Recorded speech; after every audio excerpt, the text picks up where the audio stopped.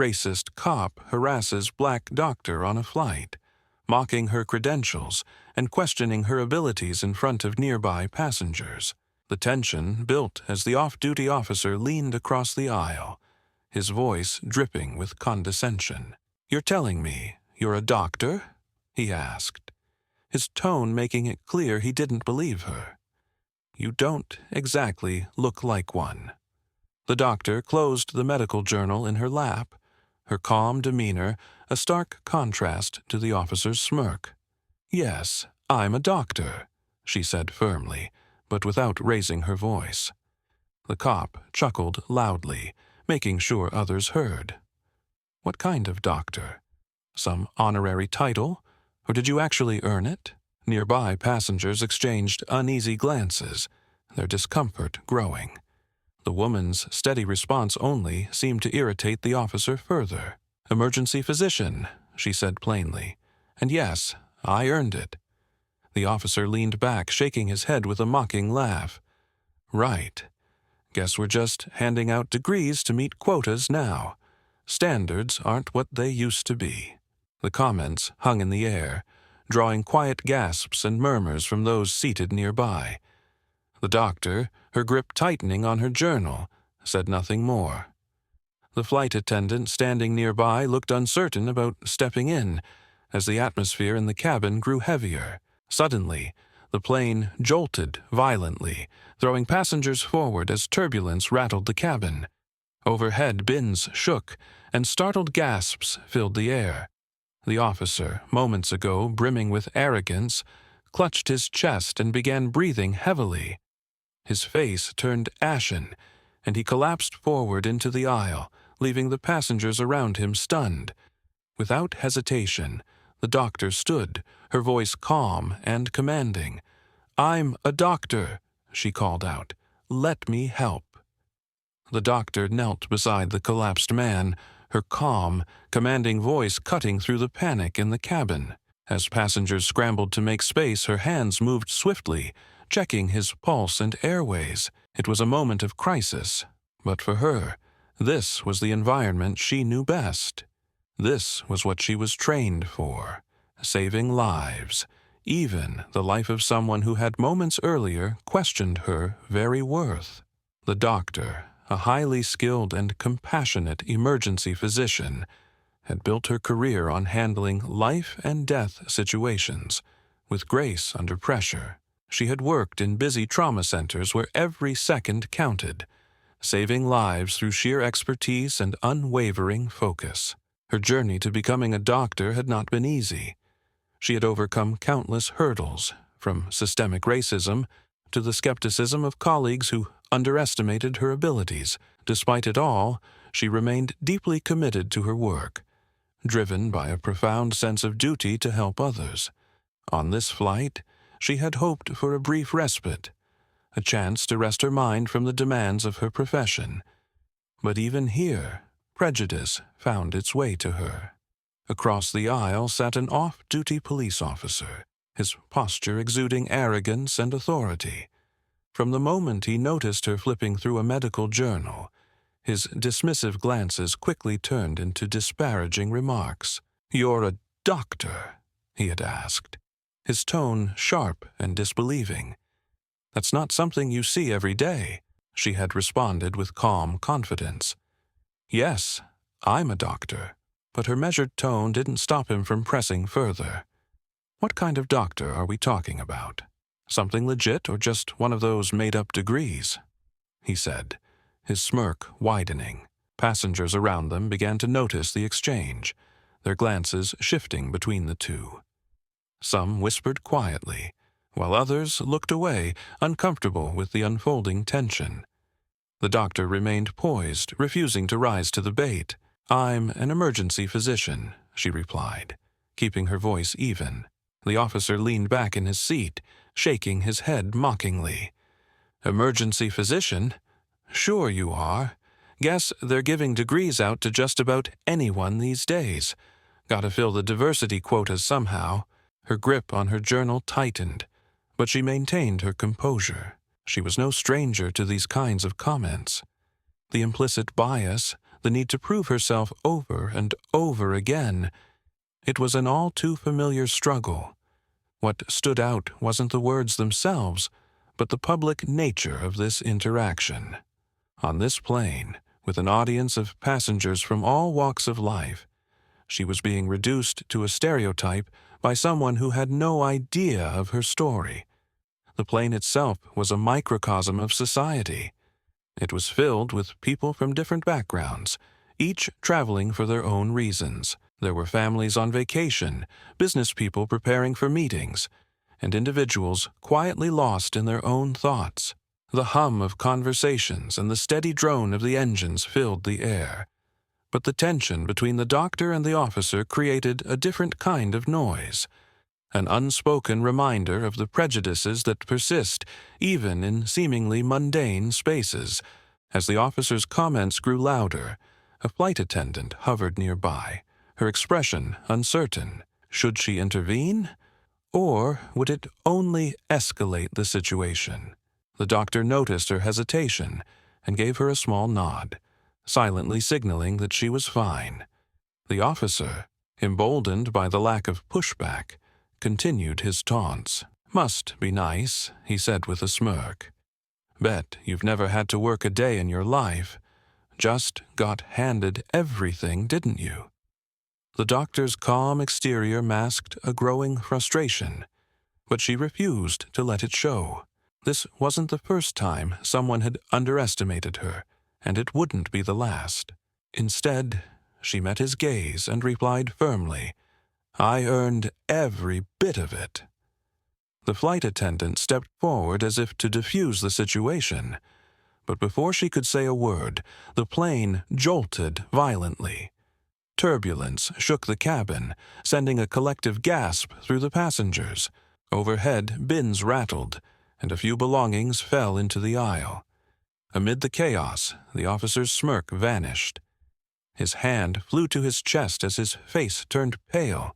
His breathing became shallow and labored, and within moments he collapsed forward, leaving passengers stunned. The doctor sprang into action, her professional instincts overriding everything else. "I'm a doctor," she called out to the flight attendants. "Let me help." Racist cop harasses black doctor on a flight. Moments later, she saves his life. The doctor's calm voice echoed through the cabin as she announced her profession, volunteering to assist the collapsed man in front of her. The tension in the plane, already palpable from the earlier exchange, now shifted dramatically.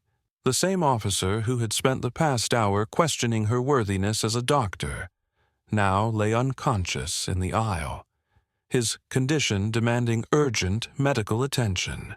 The conflict had begun subtly enough, with side glances and faint smirks from the off-duty cop. The doctor, seated comfortably with her journal, had chosen to ignore him at first, but his comments quickly became louder, his tone more confrontational. "Doctor, huh?" he had said, his voice dripping with mockery. "What, you run some little clinic for pets or something?" The doctor didn't look up, her composure unwavering.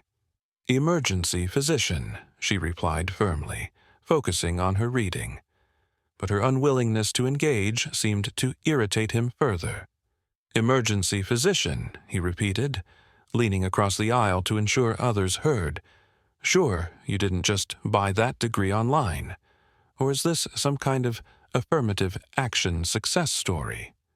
The words hung in the air, eliciting a few gasps from nearby passengers. One woman seated behind the doctor whispered audibly, "What's his problem?" Another man across the aisle glanced over, his expression a mix of discomfort and disapproval, but he said nothing. Most passengers, however, avoided eye contact, pretending not to notice the escalating situation.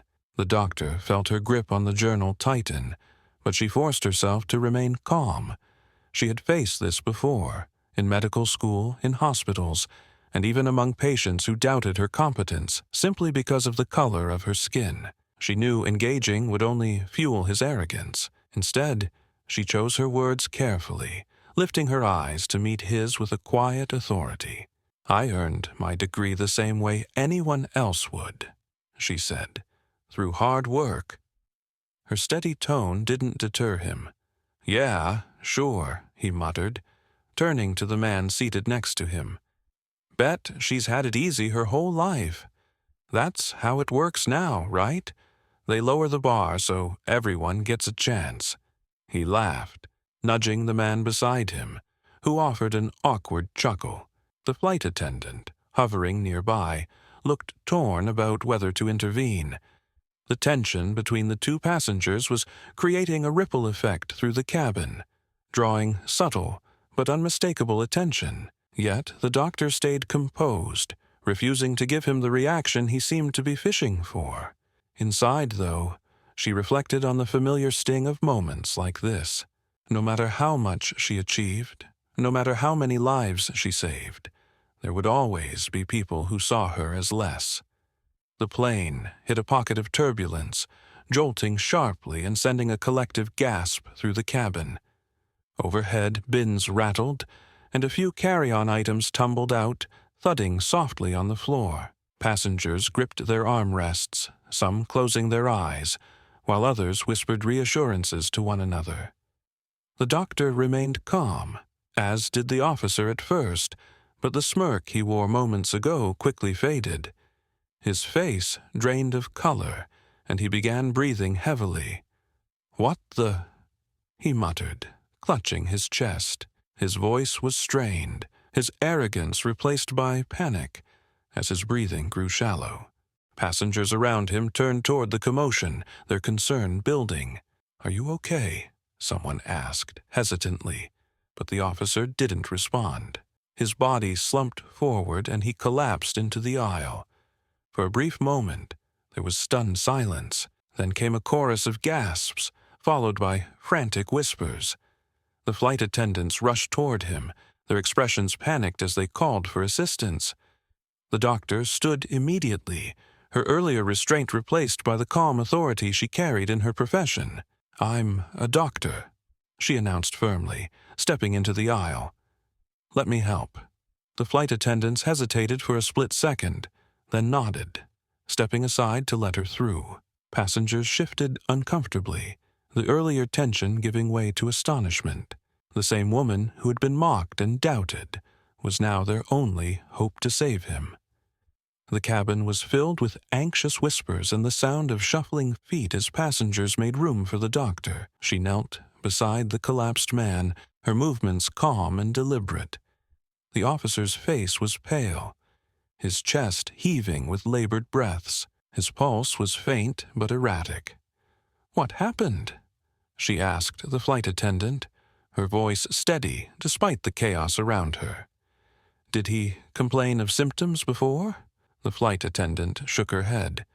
"No, not that I noticed. He was fine until the turbulence hit." The doctor pressed her fingers against the man's neck, feeling his pulse again. "He's in distress. We need to elevate his legs and check his airway." She turned to the nearest flight attendant. "Do you have a medical kit on board?" "Yes, I'll grab it right away," the attendant replied, rushing toward the galley. Passengers craned their necks to watch, their earlier discomfort with the tension between the officer and the doctor now replaced by concern and curiosity. The doctor's professionalism commanded respect, even from those who had been indifferent moments ago. The officer groaned faintly as she tilted his head to ensure his airway was clear. She noted his clammy skin and shallow breathing. "It might be a cardiac event," she said to herself, assessing him quickly. "I'll need to monitor his vitals until we land." When the flight attendant returned with the medical kit, the doctor opened it swiftly, locating the blood pressure cuff and stethoscope. She wrapped the cuff around the officer's arm, her hands steady as she worked. "His blood pressure is dropping," she muttered. "We need to keep him stabilized." "Is there anything else we can do?" a passenger asked, their voice filled with worry. "Yes," she said without looking up. "Keep the area clear. Make sure the cabin stays quiet so I can focus." Her calm instructions seemed to ripple through the cabin, quieting the murmurs and movements. Passengers who had been passive or judgmental earlier now watched her with a mix of admiration and relief. Even the flight attendants, initially hesitant, followed her lead without question. The officer stirred slightly, his eyes fluttering open. His gaze was unfocused, but he seemed to recognize the face above him. For a moment, confusion clouded his expression. Then realization struck. The woman he had mocked, the person he had dismissed so publicly, was now saving his life. "You!" he rasped, his voice weak. "You're—" "A doctor," she finished for him, her tone professional but not unkind. "And right now, you need to stay calm. Your heart's under strain." The shame in his eyes was unmistakable, even in his weakened state. He tried to speak again, but she stopped him gently. "No need to say anything now. Focus on breathing." As she continued her work, monitoring his vitals and ensuring his condition didn't worsen, the respect she had earned from those around her grew palpable. The same passengers who had watched her endure his condescension now looked at her with awe. One woman whispered to her seatmate. She didn't even hesitate to help him after everything he said. "That's real strength." By the time the plane began its descent, the officer's condition had stabilized. The doctor stayed by his side, her focus unbroken. She gave instructions to the flight attendants to notify emergency responders on the ground, ensuring he would receive further care upon landing. As the plane touched down, a ripple of applause spread through the cabin. Passengers who had been silently observing the scene now expressed their gratitude and admiration. Some clapped softly, others murmured words of praise. The doctor nodded politely, her priority still the patient before her. Once on the ground, paramedics boarded quickly, taking over as the doctor briefed them on his condition. She stood back as they prepared to transport him, finally allowing herself a moment to breathe. The officer, now conscious but visibly drained, looked at her with tears welling in his eyes. I don't know what to say," he stammered. "I was wrong. About you. About everything." The doctor met his gaze, her expression calm but firm. "Sometimes it takes a moment like this to see things clearly," she said. "Take care of yourself, and think about what you say to people. Words have weight."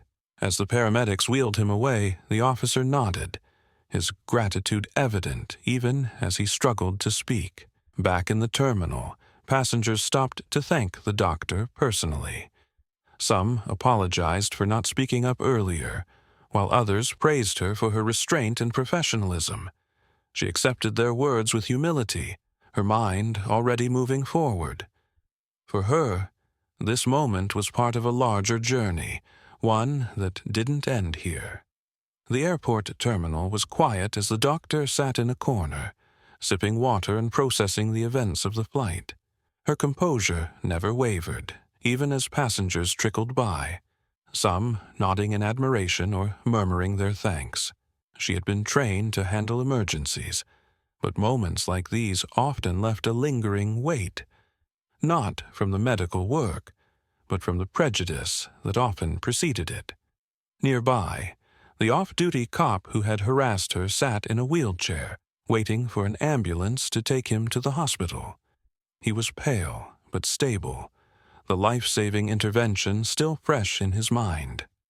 As the paramedics checked his vitals, he glanced toward the doctor. With a faint wave of his hand, he motioned for her to come closer. The doctor approached cautiously, her expression calm. "Do you need something?" she asked, her voice neutral but polite.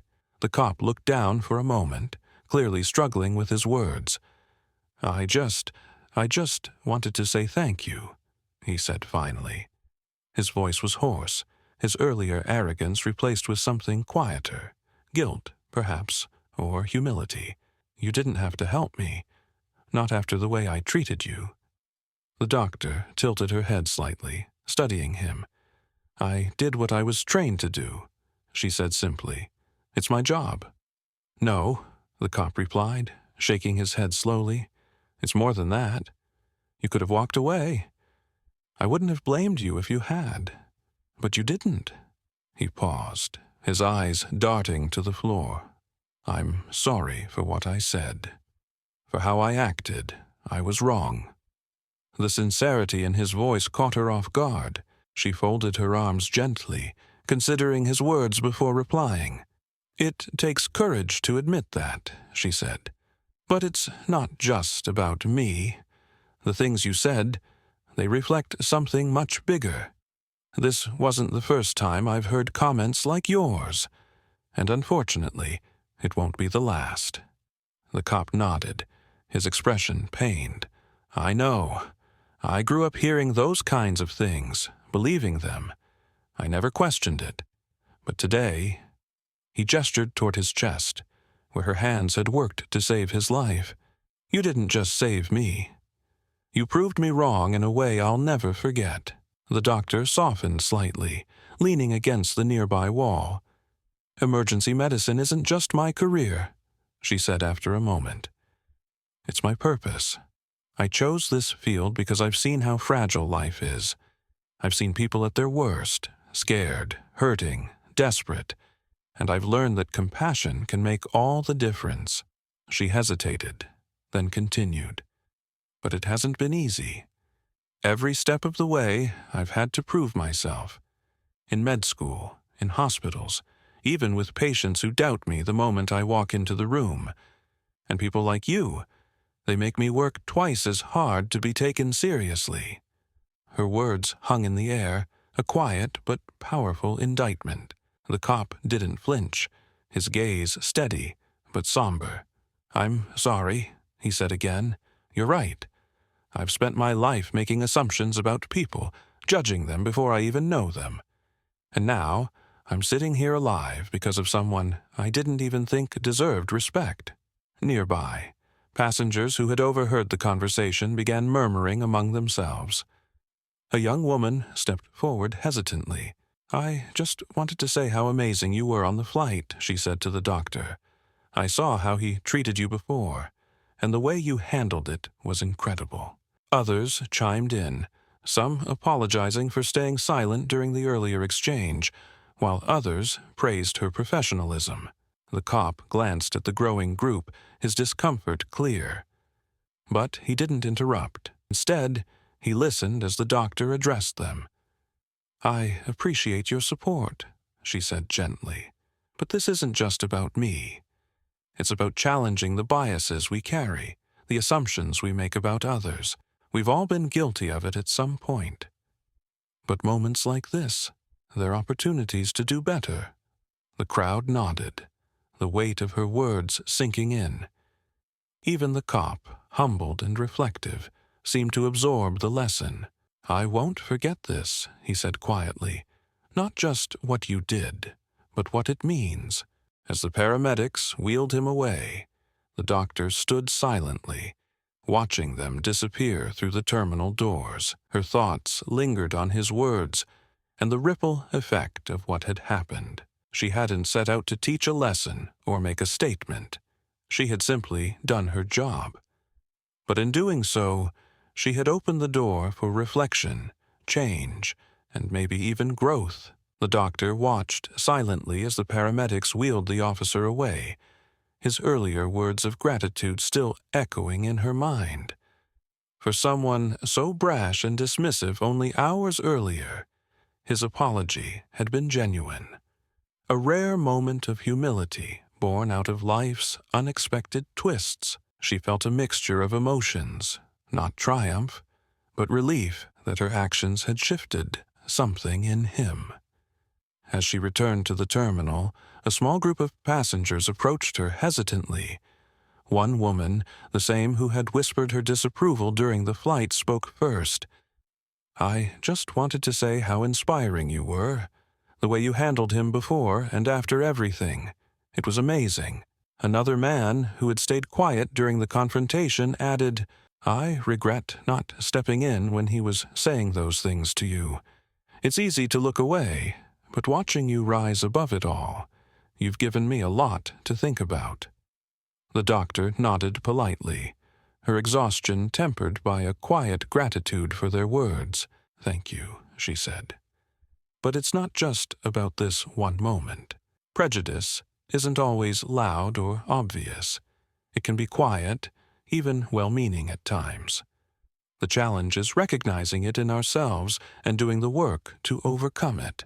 By the time she reached her seat in the waiting area, the officer had reappeared briefly, this time assisted by paramedics preparing him for further care. To her surprise, he asked to speak to her again, his voice quieter than before. "Can I sit for a second?" he asked the paramedics, who nodded and wheeled him closer. She crossed her arms lightly, her expression neutral. "What is it?" He looked down, gathering his thoughts. "I know I apologized earlier," he began, his tone halting. "But I need to say it again, and more clearly. I was out of line, and I let my own biases cloud my judgment. I've spent my life thinking I had people figured out based on how they look or where they come from. But today, I learned the hard way how wrong I've been." The doctor tilted her head slightly, studying him. "Words can cause harm," she said softly. "It's not enough to admit you were wrong.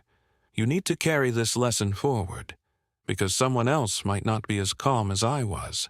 "I will," he said earnestly. "I don't want to be the kind of person who tears others down.